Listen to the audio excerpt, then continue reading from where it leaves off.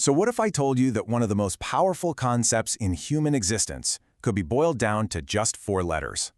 Today, we're going to put a word you probably use all the time under the microscope. We're going to dissect the anatomy of hope. And right off the bat, we hit this really fascinating fact.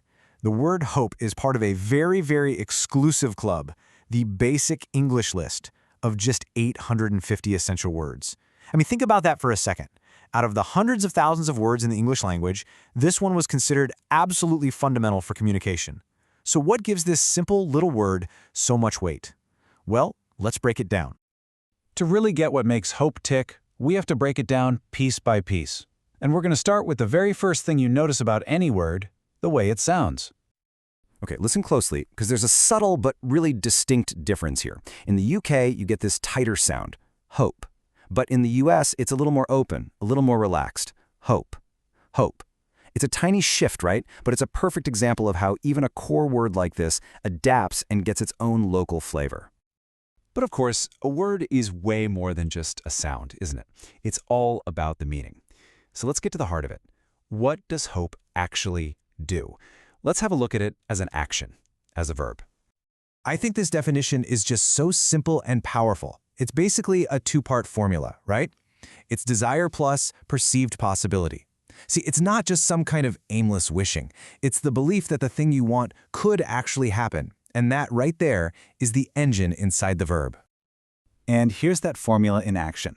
We hope that more women will decide to join the course. You can totally feel both parts, can't you? There's the clear desire, they want more women to join, and there's that implicit belief that it's possible. It's an active, forward-looking statement. Okay, but hope isn't just something you do. It's also something you can have, something you can hold on to. It can be a concept, an idea. Now this is where it gets really interesting. This definition transforms hope from an action into a possession. It's the idea in someone's mind. It becomes this mental object, something you can cherish, something you can focus on, or even, as we'll see, something you can lose. And this example just captures it perfectly. All of my hopes came true. Did you catch that? It's plural. This person wasn't just in the middle of the act of hoping. They actually possessed a whole collection of these ideas, these specific desires, and they got to see them become reality. You know, you can't really understand a concept until you know what it's not. And the opposite of hope is despair. Despair isn't just a lack of hope. It's the solid belief that what you want is absolutely impossible.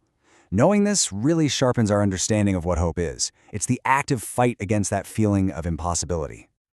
All right, so let's bring all this back together and get back to our original question. We've seen what hope sounds like, we've seen what it does, and what it is. Now, why is it in that super exclusive club of essential words? This number, 850, that represents the entire vocabulary of basic English. It's a list that was carefully curated, with the idea that these words are enough to communicate almost any idea, especially for international speakers.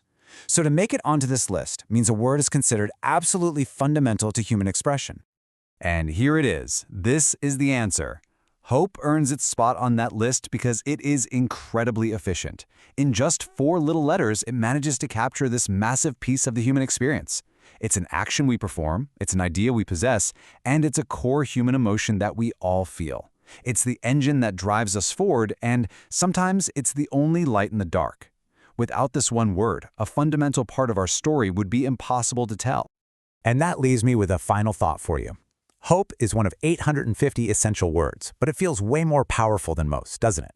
It really makes you wonder, what other simple words out there are doing that much heavy lifting? What's another word you just couldn't imagine living without? Definitely something to think about.